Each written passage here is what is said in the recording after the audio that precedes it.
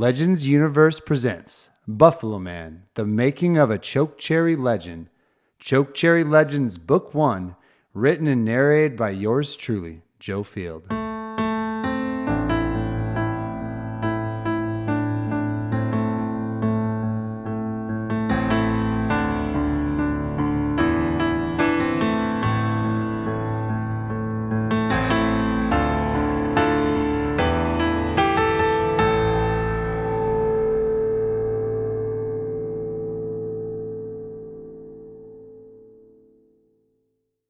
Chapter 1, Outskirts of Chokecherry. Gunnar fiddled with a green toy army man in his hands, an infantry soldier with a rifle pointed downrange. The man handcuffed to the table across from him peered at the toy and continued to babble. You think you can extort every North Dakotan who owns mineral rights? The handcuffed man spat on the ground. You're wrong. Gunnar marched the army man across the desk like a soldier falling into battle formation. The hard plastic clicked along the metal desk. He positioned the soldier so the rifle's barrel pointed at the man's face. They were in the center of a metal shed filled with tractor parts, rusted tools, and a few ATVs. It smelled of dry grease, and the panel lights flickered, filling the room with a tired orange glow. Your name's Parson, right? You used to live in the South Side trailer parks until your ex kicked you out? You found refuge on your father's land until he passed away and left this all to you? Mostly untouched farmland your father used as a bison hobby farm and a salvage yard for wrecked vehicles? All it is, a dumping ground with a few wandering buffalo. Those mineral rights are worthless if you can't get the oil out. Paid for one of the state's best surveyors to come out last week. He said I'm sitting on black gold. Parson tried to lean back in his chair, but the handcuffs clung to a bar on the edge of the desk. An enormous pot of black gold. Surveyor joked I could drill under Knife River to those old Injun huts and get another payday, bigger than the one underneath my property. He said that area's been untouched because of some dumbass government restoration program. Well, you watch. I'm gonna suck out the oil under those huts like a fat kid slurping up a chocolate milkshake. The surveyor said all that, huh?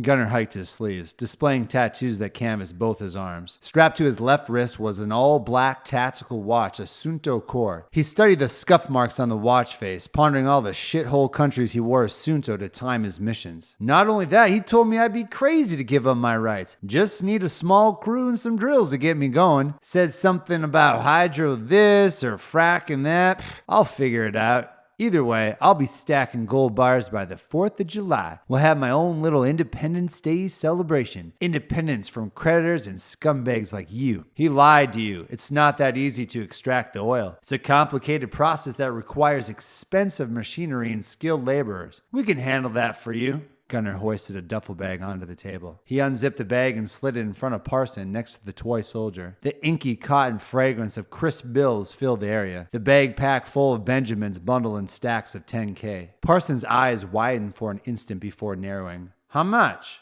More than enough. Consider it a show of good faith for our new partnership. You give us exclusive rights to your land, we bring in the heavy equipment and do all the work. You sit back and collect the proceeds. You still have your party with none of the labor.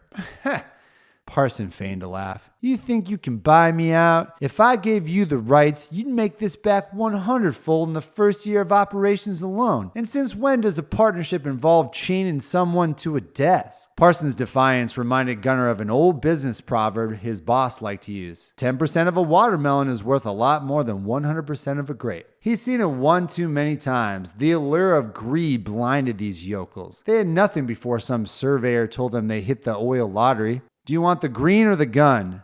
Gunnar fanned his hand over the table. How many times do I have to tell you people? Parson banged his hands on the edge of the desk. I'm not giving up my rights for nobody, and you better take these damn shackles off before I lose. Gunnar drew the Glock from his holster with a snap of his wrist. He packed 45 caliber hollow point rounds, and he knew one would suffice. He went mid-chest instead of head, so his men wouldn't have to deal with splattered brains. The round knocked Parson back in his chair, but his body thrashed forward when the slack from the handcuffs went taut. Gunnar breathed in the familiar acrid bite of spent gunpowder. Parson's body twisted to the ground, but his arms hung from the table above his head. Gunner caught the spent shell and holstered his weapon. He snatched the toy soldier and squatted on the balls of his feet next to the table. He rested his elbows on the top of his thighs and watched Parson try to speak. The hole in his chest prevented the words from finding his tongue. Gunner tossed the toy soldier into the cavity of his chest. Poor choice, Parson. Guess you had to learn the hard way. Green is always better than the gun. Gunner bounced to his feet and slung the duffel bag over his shoulder. He pulled out his phone as he walked out of the shed. It's done, boss. I'll tell the boys to bring in the equipment. This could be a big score. He ended the call and slid the phone back in his pocket. Whether I stay in Chokecherry or bounce, the boss better give me a larger slice of the pie for all these bodies.